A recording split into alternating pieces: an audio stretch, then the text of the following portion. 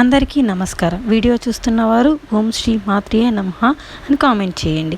హిందూ మతంలో రోహిణీ కార్తె ప్రత్యేక ప్రాముఖ్యత ఇస్తారు. రోహిణీ కార్తె మే 25వ తేదీ నుంచి ప్రారంభమైంది. జూన్ 8వ తేదీన ముగుస్తుంది.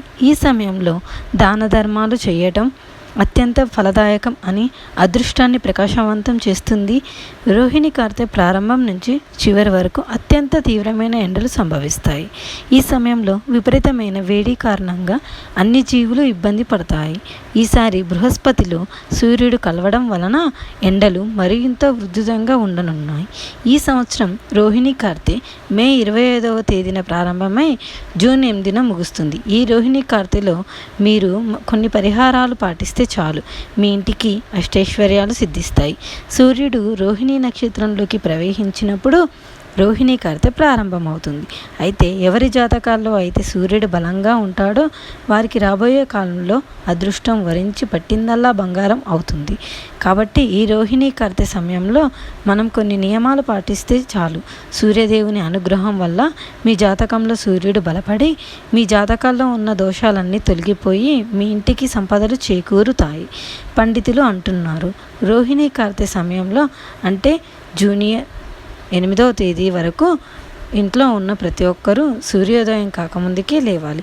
ప్రతిరోజు ఉదయాన్నే నిద్ర లేచి సూర్యుడికి నమస్కారం చేసి ఓం సూర్యాయ నమః అనే మంత్రాన్ని 3 సార్లు జపించాలి. ఇలా చేస్తే మీకున్న దురదృష్టం కూడా అదృష్టంగా మారుతుంది. మీరు కూడా డబ్బు సంపాదించాలంటే నల్ల మిరియాలు చాలా శక్తివంతంగా పనిచేస్తాయి. ఒక 5 మిరియాలు తీసుకొని వాటిని మీ తలపై నుండి 7 సార్లు తిప్పి దిష్టి తీసుకోవాలి. ఇలా చేస్తే మీకున్న దురదృష్టం అంతా తొలగిపోయి మీ జాతక చక్రంలో ధనరేఖ మెరుగుపడుతుంది.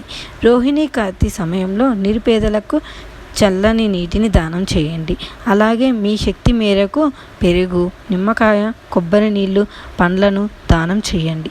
ఈ రోహిణీ కార్తె సమయంలో మీరు చేసే ఏ చిన్న దానమైనా సరే అది రెట్టింపు ఫలితాన్ని ఇస్తుంది. కాబట్టి వీలైనంత వరకు ప్రతి ఒక్కరూ పేదలకు దానం చేయడానికి ప్రయత్నించండి.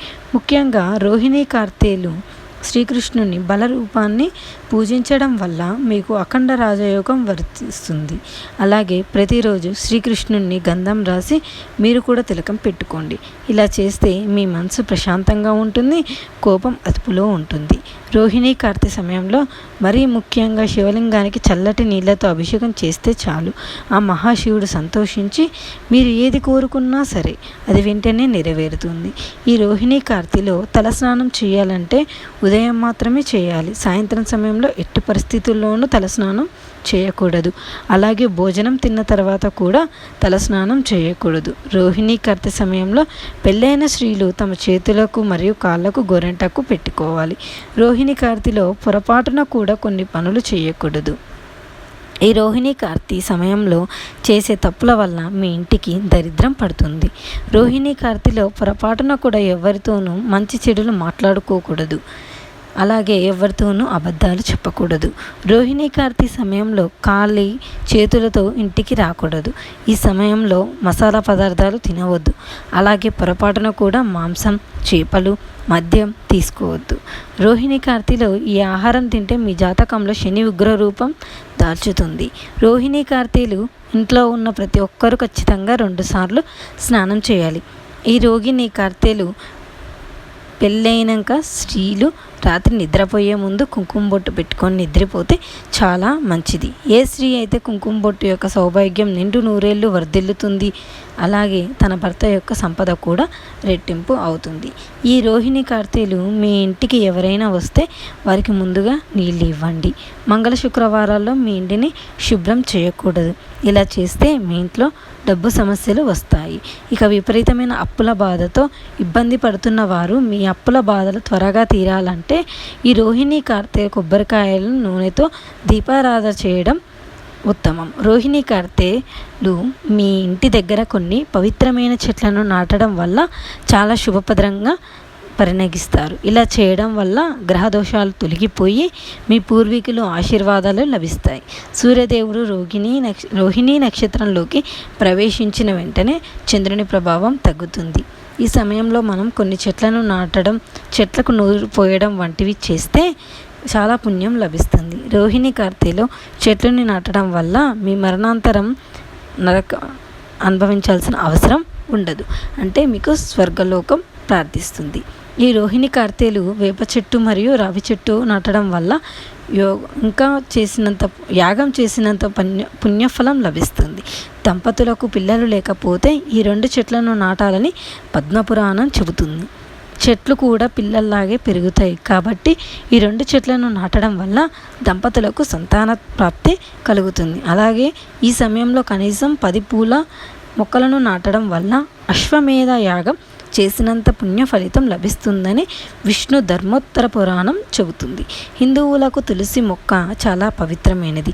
చాలామందికి తులసి చెట్టుని నిత్యం పూజలు చేస్తారు. తులసి మొక్కలు లక్ష్మీదేవి నివసిస్తుంది. ప్రతి ఒక్కరు తమ జీవితకాలంలో తప్పనిసరిగా తులసి మొక్కను నాటాలని మత విశ్వాసాలు చెబుతున్నాయి. మీ ఇంటి దగ్గర తులసి మొక్క నాటాలు అంటే రోహిణి కార్తె అనువైన సమయం. దీని ద్వారా మీ మరణాంతరం వైకుంఠ ప్రాప్తి పొందుతారు. రోహిణి కార్తె అరటి మొక్కలు నాటితే ఎంతో పుణ్యం లభిస్తుంది. అరటి మొక్క అంటే విష్ణువుకి ప్రీతికరమైంది కాబట్టి ఈ సమయంలో మీరు అరటి మొక్క నాటడం వల్ల మీపై విష్ణుమూర్తి ఆశీర్వాదం లభిస్తుంది. తద్వారా మీకున్న డబ్బు సమస్యలన్నీ తొలగిపోతాయి. ఎవరైనా శని దోషంతో ఇబ్బంది పడుతుంటే ఏదైనా ఆలయ ప్రాంగణంలో జమ్మి మొక్కలు నాటడం వల్ల శనీశ్వరుడి అనుగ్రహం లభిస్తుంది. జాతకంలో ఉన్న శని దోషం తొలగిపోయి అశుభాల నుంచి ఉపశమనం లభిస్తుంది. తద్వారా మీ జాతకంలో సూర్యస్థానం బలంగా మారుతుంది. ప్రతిరోజు స్నానం చేసిన తర్వాత గాయత్రి మంత్రం జపిస్తే స్వర రూపాలు నశిస్తాయి. ఓం నమో నారాయణాయ అనే మంత్రాన్ని 108 సార్లు జపిస్తే మీ జీవితంలో ఉన్న కష్టాలన్నీ వెంటనే తొలగిపోయి విష్ణుదేవుని అనుగ్రహం లభిస్తుంది. మీ ఆరోగ్యం మెరుగుపడాలంటే ఓం పద్మనాభాయ నమః అనే మంత్రాన్ని జపించాలి. మీ ఇంట్లో ఎల్లప్పుడూ డబ్బు ఉండాలంటే శ్రీ లక్ష్మీ వాసుదేవాయ నమః అనే మంత్రాన్ని 3 సార్లు చదవాలి. ఈ మంత్రానికి ఉన్న శక్తి అంతులేనిది కాబట్టి నమ్మకంతో చేస్తే ఈ పరిహారాలు మంచి ఫలితాన్ని ఇస్తాయి.